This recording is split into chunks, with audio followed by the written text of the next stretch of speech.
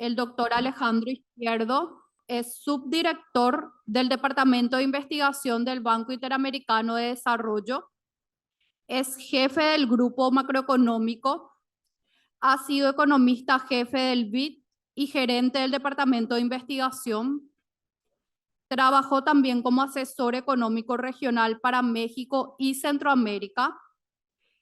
Ha estado a cargo del informe macroeconómico del BID durante varios años, así como del informe insignia del BID en varias ocasiones. Es codirector del programa ejecutivo de la Universidad de Columbia y el BID sobre asuntos macrofinancieros en mercados emergentes. Ha trabajado en el Departamento de Política Económica del Banco Mundial y ha enseñado macroeconomía y finanzas internacionales en varias universidades latinoamericanas y norteamericanas. Cuenta con variadas publicaciones en revistas profesionales y volúmenes editados. Tiene un doctorado en Economía de la Universidad de Maryland, magíster del Instituto Di Tella y una licenciatura en Economía de la Universidad de Buenos Aires. Le damos la bienvenida al doctor Alejandro Izquierdo. Bueno, buenos días a todos. Es un gusto estar otra vez acá en Paraguay y con esta audiencia para discutir ahora un salto. Yo me voy de la política monetaria y ahora me voy a enfocar más en la política fiscal, ¿no? Para atar un poco con lo que decía Andy recién, la importancia de hacer el ajuste para bajar, ¿no? Esa emisión monetaria. Eso en un caso extremo, pero también en economías que se están portando bien monetariamente es importante también volver a la sostenibilidad fiscal y eso es lo que voy a tratar en esta presentación. A diferencia de las otras presentaciones, yo no voy a presentar un solo trabajo, voy a hacer más bien un resumen de varios trabajos en los que hemos estado pensando en el banco. A ver, ¿y esto así va? No. Ahí, ok. Entonces, para motivar un poco la charla, déjenme compartir con ustedes dónde está parado el BID en términos de lo que piensa que está pasando en la región. Lo primero que uno quiere poner como diagnóstico es que después del COVID, ¿no? Quedamos más endeudados, más pobres y más desiguales. Y las tasas de crecimiento en general en América Latina no son muy altas, 1.4 este año se espera para la región. En ese tema Paraguay está mejor, es la segunda mejor economía en términos de crecimiento, solo superada por Panamá. O sea que ustedes están mejor en esa dimensión, pero en estas otras todavía queda un tema pendiente. Y entonces allí la pregunta que uno se hace es, bueno, en economías donde estamos creciendo menos, más pobres, más desiguales, ¿qué rol juega el sector público? Y acá hay un doble desafío por el lado fiscal. El primer desafío tiene que ver con el hecho de que hay que asegurar sostenibilidad, ¿no? Han venido subiendo las deudas y hay que ver cómo las estabilizamos. Y el segundo tema es, si estamos creciendo poco y tenemos que hacer reformas, tenemos que generar además espacio fiscal para financiar esas reformas porque no son gratis, ¿no? Ustedes, por ejemplo, pueden estar pensando en una reforma pensional, bueno, eso no es gratis y hay que generar el espacio fiscal para cumplirla. Entonces, la pregunta viene de dónde sacamos estos recursos para asegurar este doble objetivo fiscal. Y por eso es que me voy a enfocar primero en los resultados de un libro que sacamos hace unos años sobre gasto público, ¿no? Cómo hacer más con menos, era básicamente el slogan del informe. Y allí voy a detenerme muy rápido en lo que nosotros pensamos son las principales fuentes de las cuales uno puede generar ahorros. Y después me voy a meter ya más en temas de eficiencia asignativa, que es un tema más olvidado, ¿no? En la gestión pública, que es cómo asigno recursos entre uno y otro sector, ¿no? ¿Lo pongo en los adultos mayores o en los niños? ¿Lo pongo en la inversión pública o en el gasto corriente? Entonces, y me voy a enfocar en este último en particular porque la inversión pública suele ser el gran olvidado, ¿no? en las cuentas de los países. Bueno, con esa introducción, decirles que en América Latina, en promedio, el gasto público ha venido subiendo, ¿no? Como porcentaje del PIB. Paraguay no es excepción. Si uno mira para los 80 era 8%, ahora es 16%. Sigue siendo bajo relativo a otras economías, pero también tiene esta tendencia creciente. Bueno, la Argentina siempre se lleva récords en esto, ¿no? Y pasó, no sé, en el consolidado de 25 puntos a 46, según el último número que vi. Entonces, acá la pregunta que surge es si tenemos todas estas expansiones de gasto, ¿dónde están, dónde se fueron en términos de servicios, ¿no? O no? Entonces, si es que es necesario pensar en una consolidación, lo que en el informe nosotros identificamos como las 3 áreas más importantes donde uno puede empezar a pensar dónde generar ahorros. La primera es pensar en dónde tenemos filtraciones en los subsidios con fines sociales, y me voy a detener ahora en más detalles sobre esto, pero básicamente pensamos en subsidios a la energía, subsidios vía gasto tributario, ¿no? Cuando yo con el IVA de alimentos, por ejemplo, tengo una alícuota menor, estoy dando un subsidio, y también las transferencias y pensiones no contributivas. Ese es el primer pilar que voy a mirar rápido. El segundo tiene que ver con diferenciales salariales entre sector público y sector privado, ¿no? Les voy a mostrar que en promedio, en los niveles más bajos de calificación, el salario público suele superar el sector privado. Y el tercer tema importante que son las filtraciones en las compras públicas. Entonces, rápido paso por eso. El tema de filtraciones en subsidios con fin social. Fíjense que en el primer punto de transferencias y pensiones no contributivas, cuando tomamos las encuestas de hogares y nos tomamos el trabajo de ver qué subsidio se recibía y quién lo recibía según nivel de ingreso, si yo pongo como vara la línea de pobreza para ver quién debería calificar con el subsidio, vemos que aún subsidios que fueron pensados para grupos sociales de ingreso más bajo tienen filtraciones de arriba del 40%. ¿No? Y si no les gusta esa línea y quieren, por ejemplo, pasar a cubrir los primeros 2 quintiles de ingreso, baja un poco la filtración, pero sigue alta en 32%. Entonces ahí hay un primer tema para mirar. El segundo, los subsidios a la energía. Acá lo que vemos en general que ocurre en la región es que los subsidios se hacen vía precio y no vía ingreso, ¿no? Entonces, cuando yo subsidio el precio y lo doy por igual a toda la población, tengo ausencia de focalización y más bien quiero pegar la media vuelta y ir por el lado de ingresos, ¿no? Ahora, para eso es muy importante tener sistemas que identifiquen quiénes son los beneficiarios, ¿no? Y en eso es donde para mí tiene que trabajar mucho la región. Argentina, curiosamente, tiene un buen sistema en ese sentido, ¿no? Que es el SINTIS, que juntó varias bases de datos y logra identificar por persona, tener una estimación de cuál es su nivel de ingreso y en base a eso decidir beneficiarios.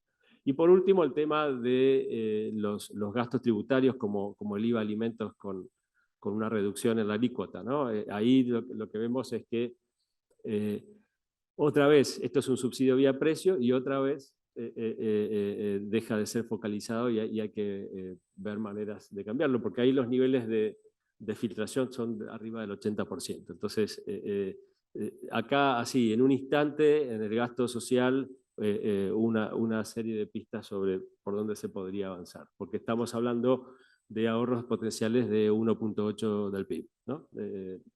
Entonces, la segunda parte que también quería mostrar es que cuando uno analiza al mismo nivel de calificación qué pasa con el salario en el sector público relativo al sector privado, en particular para bajos niveles de productividad, las diferencias son del 23% en promedio en la región a favor del sector público, ¿no? Y esto a pesar de que el sector público implícito lleva un seguro de empleo, ¿no? Porque es muy difícil deshacerse de empleo público. Entonces, otro tema a mirar, esto nosotros detrás de este análisis tenemos ecuaciones de Mintzes hechas para identificar, ¿no? A igualdad de condiciones los diferenciales salariales, pero los invito a que miren en el informe este otro tema. Y el tercer punto que quería cubrir, lo hicimos de 2 maneras, pero el tema de las compras públicas también importa. Yo acá me voy a enfocar en la parte de infraestructura.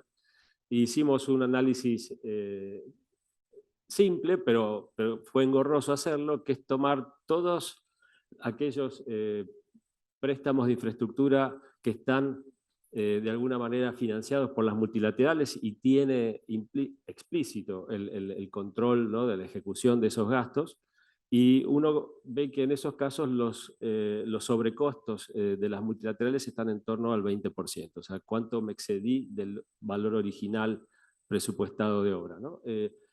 Ahora, en aquellos proyectos donde no intervienen las multilaterales, eso sube a 48%, y esa diferencia uno la puede interpretar como el sobrecosto que se podría reducir. Cuando uno a eso le agrega la carga financiera por los retrasos, está hablando de 1.2% del PIB. Hay otras maneras también de mirarlo.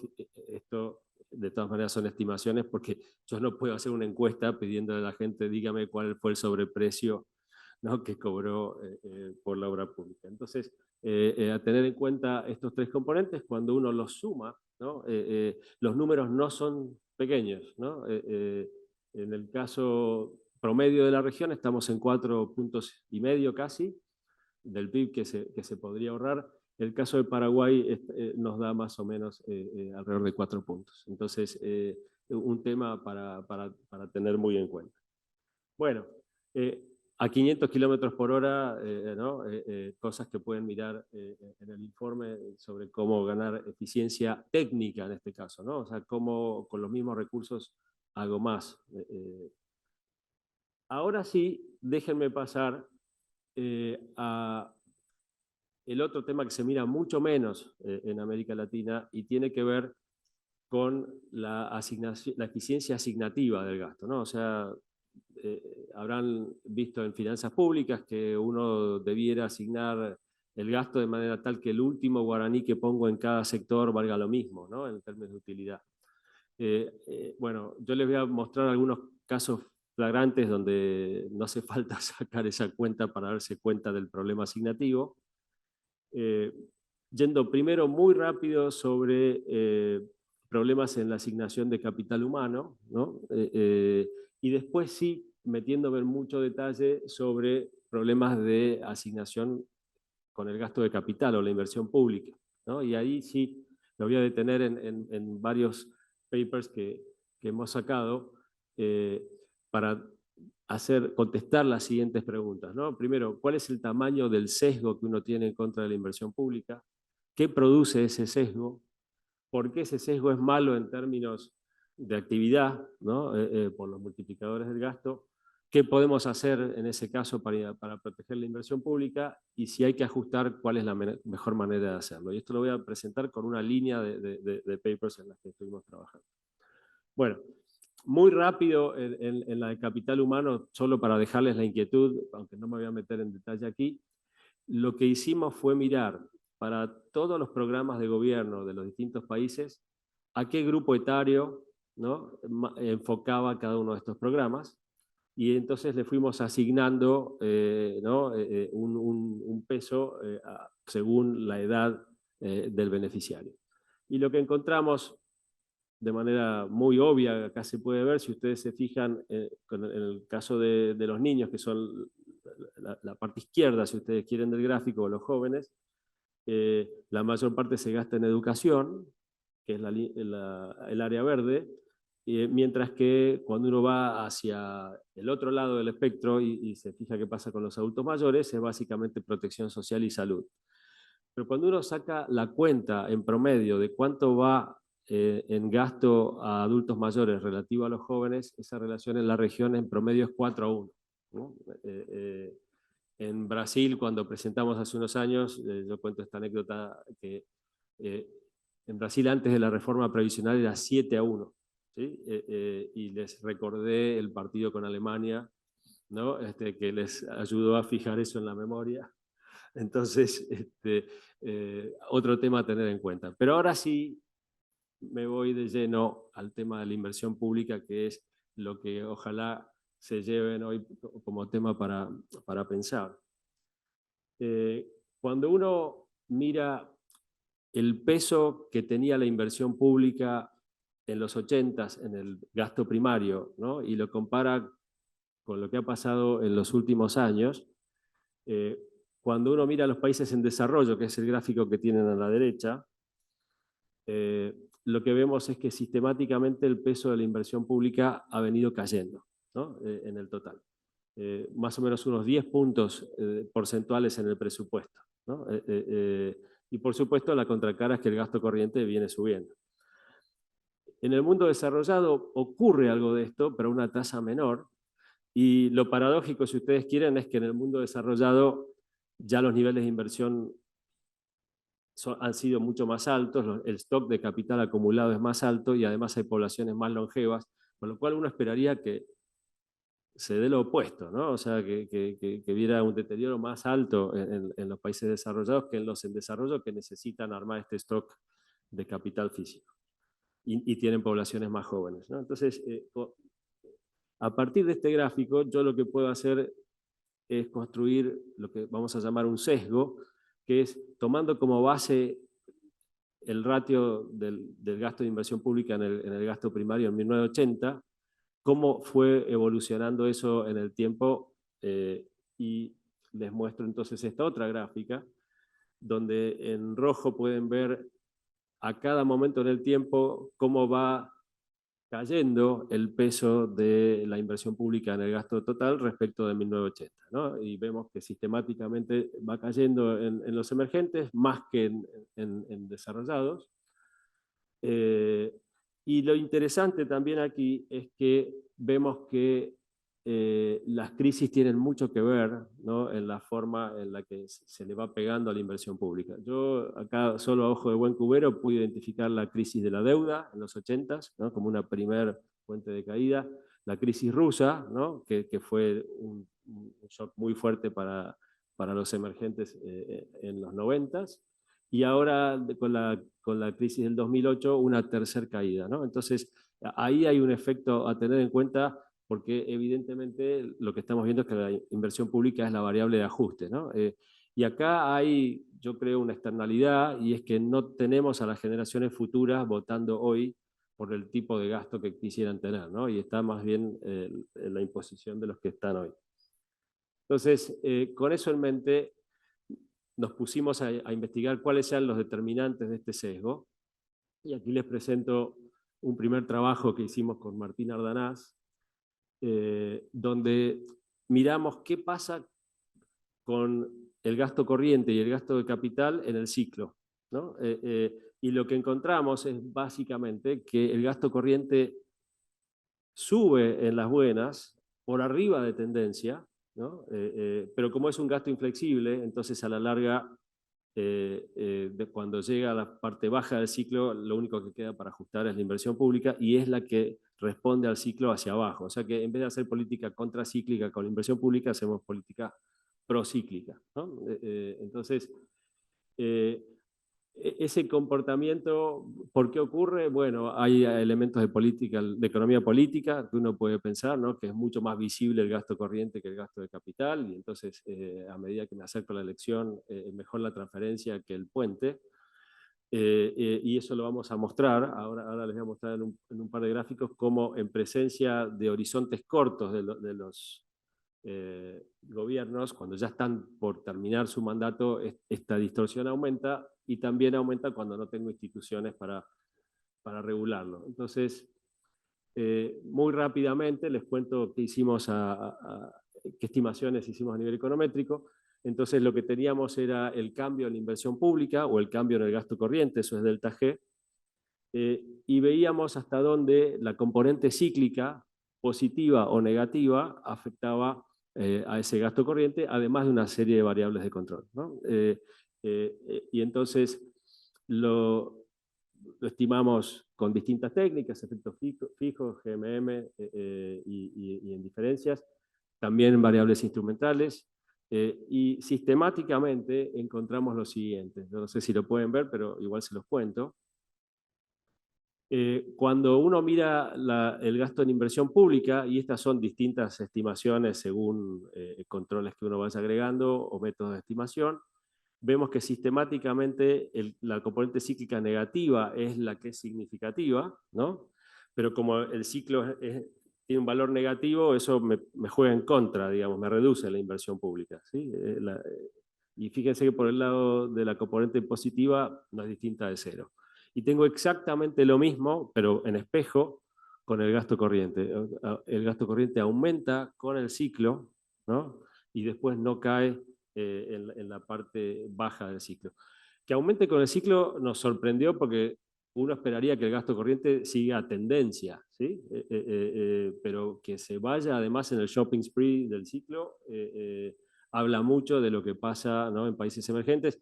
Y recuerden, quizás con el boom de commodities de los 2000, ¿no?, que eso afectó a toda la región, y Paraguay me imagino que también lo vivió. Tuvimos estos aumentos muy importantes de salarios y transferencias en gasto corriente, pensándonos que este shock era permanente, y después nos quedamos colgados de ese árbol, ¿no?, de gasto salarial. Entonces, esa es el primer tema que quería levantar.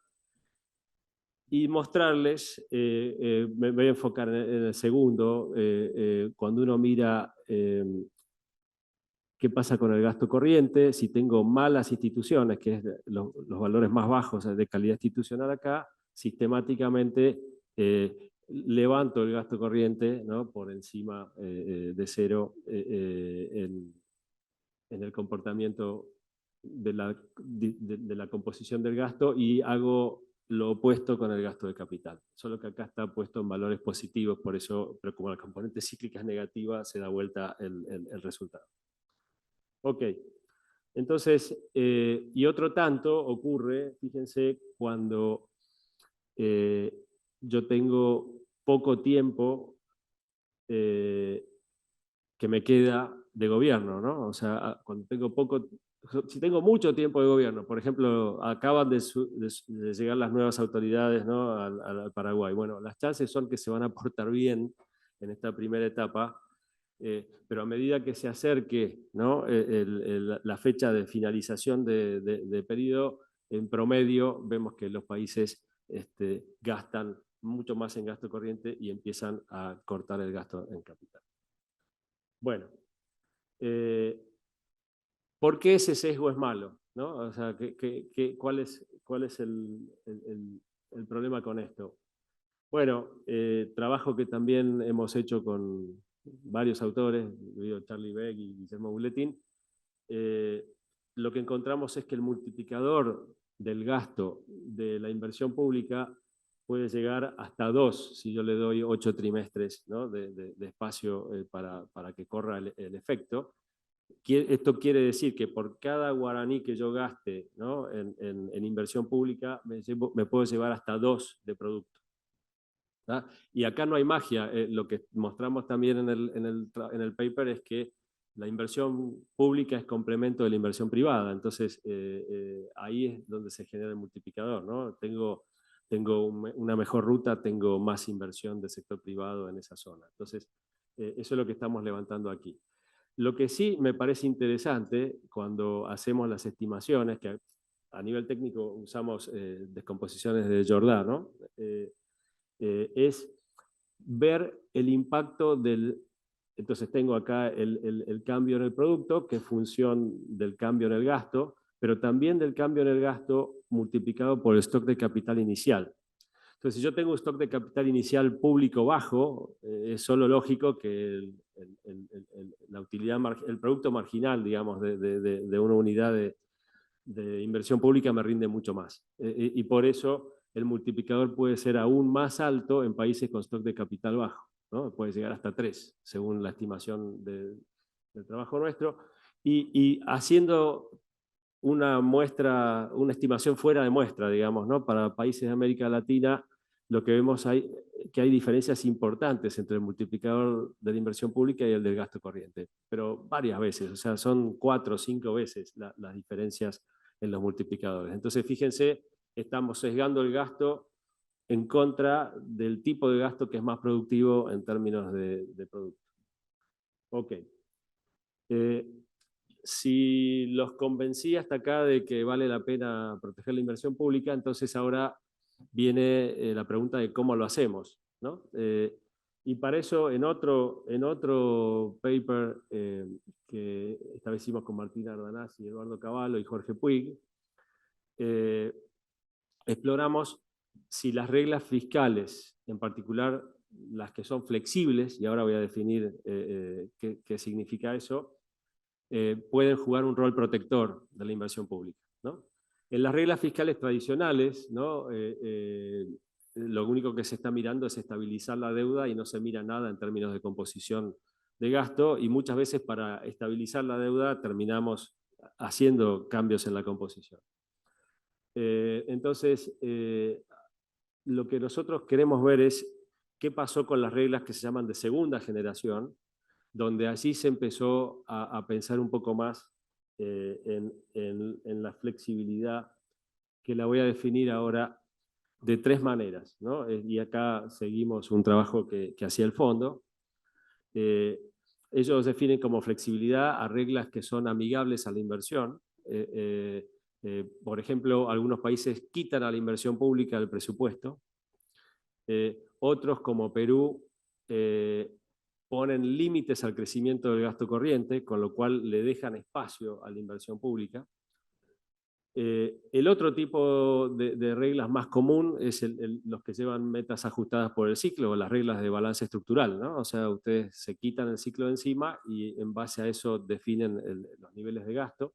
Esto tiene la ventaja que me evita el irme de shopping con el gasto corriente, ¿no? En las buenas, como les mostraba antes. Y entonces no tengo tanta necesidad de ajustar gasto después en las malas porque generé el ahorro.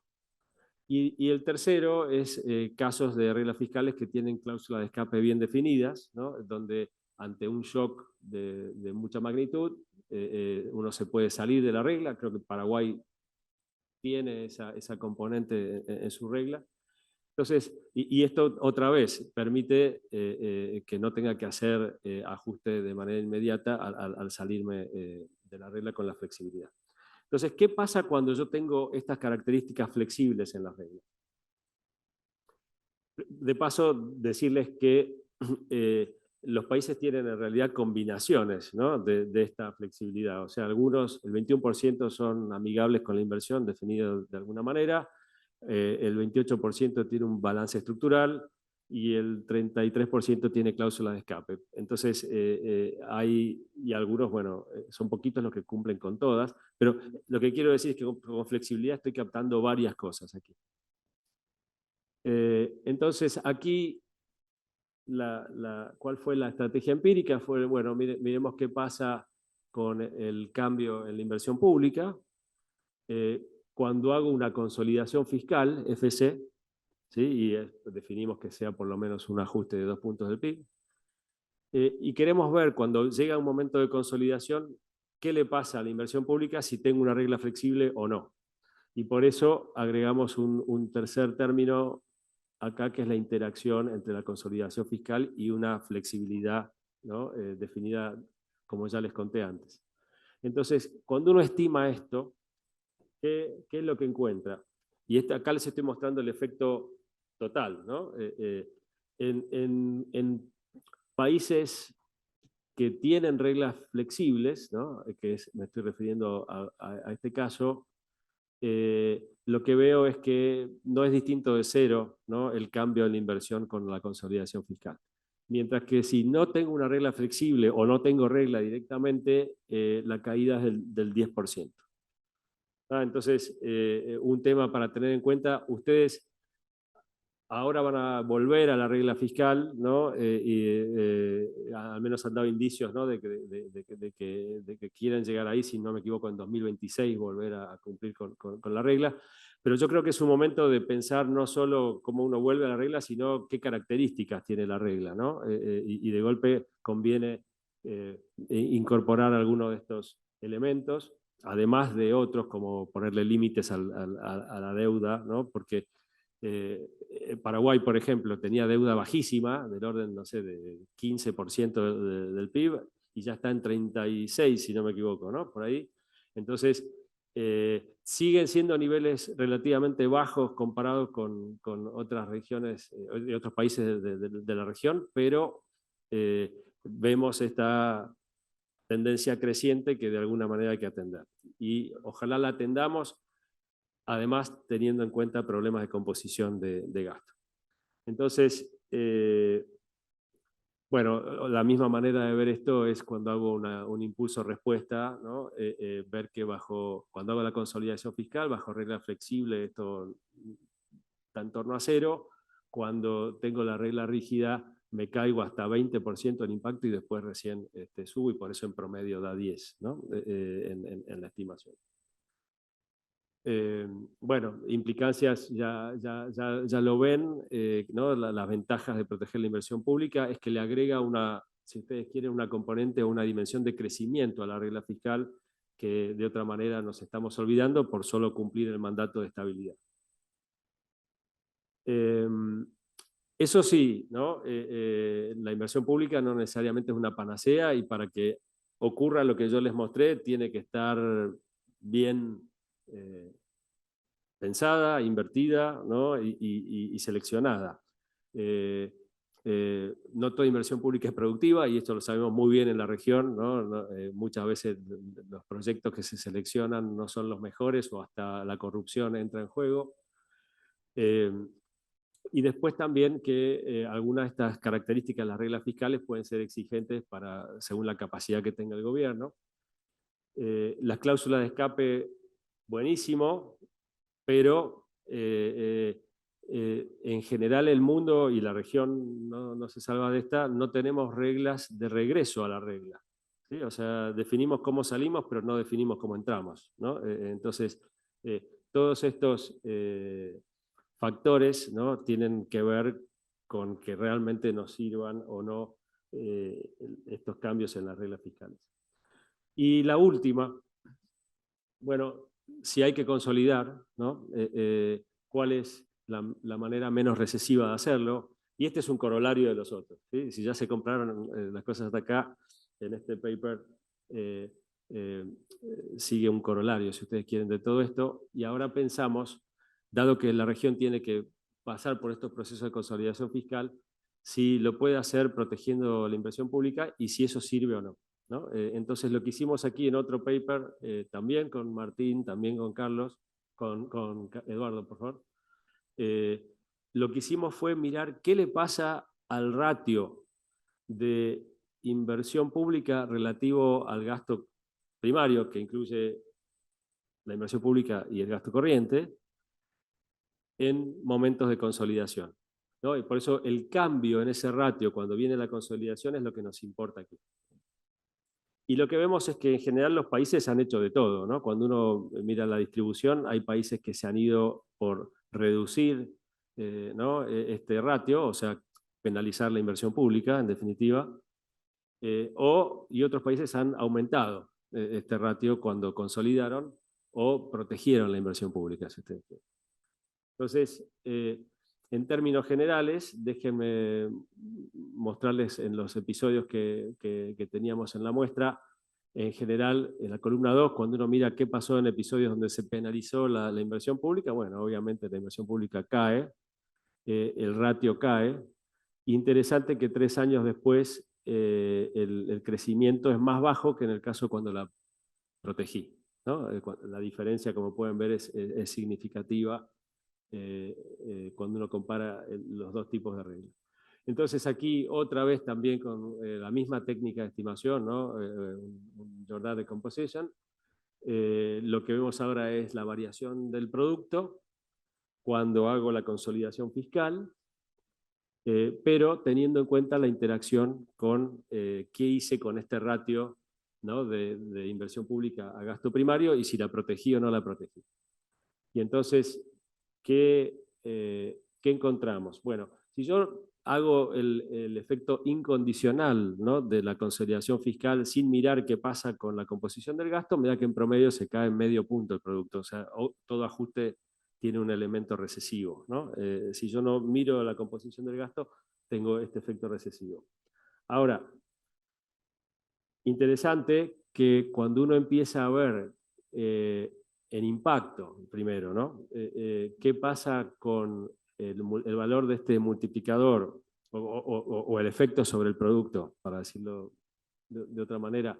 Según yo no proteja la inversión pública o la proteja, el efecto es distinto. O sea, sobre ese punto 4 que les contaba recién, me voy abajo del punto 4 si no la protejo, pero interesante, y esto nos sorprendió, me puedo ir arriba del efecto promedio tan arriba que puede llegar a ser expansivo en algunos casos, ¿no? Yo no quiero colgarme demasiado de ese resultado, pero decirles que evidentemente hay una diferencia, y cuando uno lo mira 3 años después, el efecto es aún mayor, ¿no? Entonces, 3 años después, tuve más de 1,5 puntos de caída en el producto si es que no protegí la inversión, y puedo llegar a estar como más arriba de 1 punto si la protegí.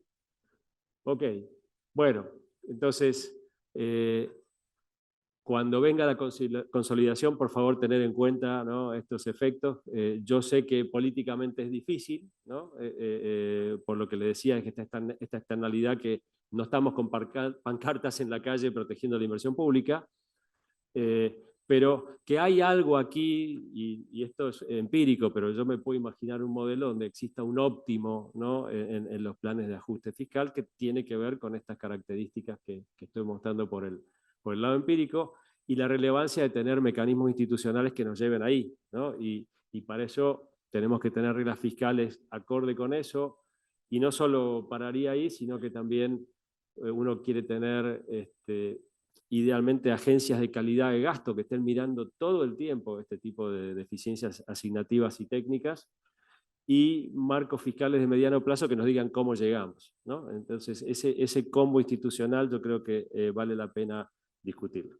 Bueno, cierro con una frase que encontramos de la Comisión Europea, que aunque ellos tienen mucho menos problema que nosotros con este tema, en el 2020, cuando ya había alargado la pandemia, dijeron: cuando se normalice la política fiscal, será crucial evitar los errores del pasado en la consolidación de hace 10 años, porque la inversión pública fue la primera víctima, y repetir ese enfoque significaría sacrificar nuestras prioridades de largo plazo. Entonces, si ellos lo tienen en cuenta, creo que nosotros tenemos que tenerlo en cuenta también. Muchas gracias.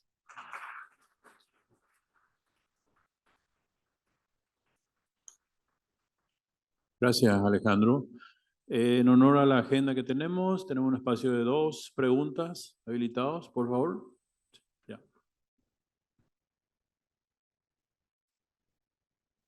Buenas, Alejandro. Mi nombre es Abel Villalba.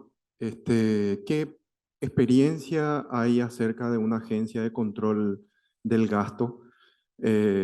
Porque el informe del BIDE del gasto ineficiente o la ineficiencia técnica del gasto había despertado un montón de comentarios al respecto, ¿verdad? Precisamente por la cuestión de filtraciones, ¿verdad? Que fue una forma muy elegante de decir que las manos porosas de los políticos estaban haciendo de las suyas allí, ¿verdad? De hecho hay un video de Milei que sí, precisamente a eso me refería. Exactamente. Sí. Bueno, y nos despertó eso. Nosotros tenemos casi 1.600 millones de filtraciones acá en Paraguay, ¿verdad? Es un muy buen dinero que podría reasignarse, pero ¿qué experiencia hay para la conformación de eso? ¿Ustedes conocen en la región, en el mundo también? ¿Y cuán eficiente realmente es esa agencia? Perfecto. En América Latina hay muy poca experiencia con ese tema. Nueva Zelanda y Australia tienen lo que llaman comisiones de productividad, pero que en el fondo están yendo a lo que nosotros querríamos que ocurra en la región, que son, ¿no?, las agencias de calidad de gasto, que son organismos independientes y que están evaluando permanentemente y recomiendan, ¿no?, al sector público por dónde ir y cómo armar estos programas de medio término, ¿no? Entonces, yo creo que ese es el camino a seguir. Yo personalmente creo que en América Latina las pondría en Hacienda, porque Hacienda suele ser un poco el centro y el foco en la decisión de gasto, pero me parece que se puede mirar esos ejemplos. Y Chile hace poco nos pidió una cooperación técnica para avanzar sobre ese tema. Ellos tienen el DIPRES, ¿no?, que es un organismo que mira estos temas. Y yo creo que es importante, sobre todo en la parte de eficiencia asignativa, porque la eficiencia técnica se puede descentralizar, pero la eficiencia asignativa alguien la tiene que mirar. Mucha gente nos dijo, sí, pero esto es imposible de hacer porque los presupuestos ya vienen dados y tienen su inercia, ¿no?, y yo no puedo sacar recursos de un sector a otro. Y tomo el punto, pero eso no implica que con el marginal uno no pueda hacer diferencias, ¿no? O sea, cuando vamos a ir aumentando el gasto porque estamos creciendo, elegir cómo lo asignamos me parece que es importante. Sí. Bien, una última pregunta entonces, antes de ir a la pausa. Muchas gracias. Jorge Garicoche. Alejandro, ¿es posible que esa agencia de calidad esté por fuera de una institución pública, no sé, una universidad, alguna think tank o algún consorcio de todo eso? ¿Hay alguna experiencia de eso como para evitar algún tipo de conflicto de interés y darle un poco más de... Sí, perfecto. O sea, idealmente uno la quiere independiente y fuera, ¿no? del sistema público, pero el problema es cuánto muerden estas agencias cuando están totalmente fuera, ¿no? Y déjenme darles un ejemplo, un contraejemplo, no, una analogía en realidad, que es qué pasa con los consejos fiscales, ¿no? Entonces ya llegamos al punto donde dijimos, listo, necesitamos consejos fiscales que nos digan cuán bien están haciendo los deberes, ¿no? En Hacienda y si se están saliendo o no de programa y qué medidas correctivas tendrían que tener. Ahora, en países desarrollados, sea por temas reputacionales o lo que sea, se les suele prestar atención a estas agencias de calidad de los consejos fiscales y entonces, como al ministro no le gusta que le estén diciendo que está haciendo las cosas mal, va en la dirección de lo que le pide el consejo. La experiencia en América Latina con los consejos fiscales es que, bueno, dicen lo que está pasando, dicen cuál es el error y no tienen esa capacidad, ¿no? De terminar mordiendo en las decisiones que toman los fiscos. De hecho, yo a los consejos fiscales les daría un poco más de dientes, ¿no?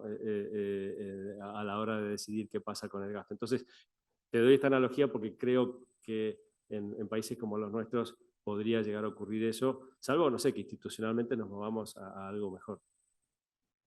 Ale, Sí. te hago una pregunta, si no la podés contestar, no pasa nada, ¿ok? Okay. Pero como yo vengo de Argentina, ahí, por ejemplo, se hace se paga la obra pública y no se hace. ¿Ok? Entonces, digo, eso no puede tener mucha productividad, me parece, ¿no? Entonces, no, quería preguntarte si exploraste esos efectos multiplicadores o estos efectos de la distribución pública en alta corrupción, baja corrupción, porque ese sería, si pudieras darnos un número de eso, ahí es como potente, ¿no? No, Entiendo que tiene su complejidad sí. política y técnica de estimación, pero ¿qué nos podés contar de eso? Dale. Justo en el paper de multiplicador de inversión pública, en un apartado, hacemos una versión donde metemos una medida de percepción de corrupción, que no es lo mismo, ¿no? Pero por lo menos una medida de percepción de corrupción. Que, claro, claro. Y cuando haces eso, obviamente el valor de los multiplicadores cae, ¿no? O sea que está perfecto tu punto. Esto sirve si lo hacemos bien, y si no lo hacemos bien, hasta por ahí es contraproducente, ¿no? Pero claramente, sí, ese es un tema muy a tener en cuenta.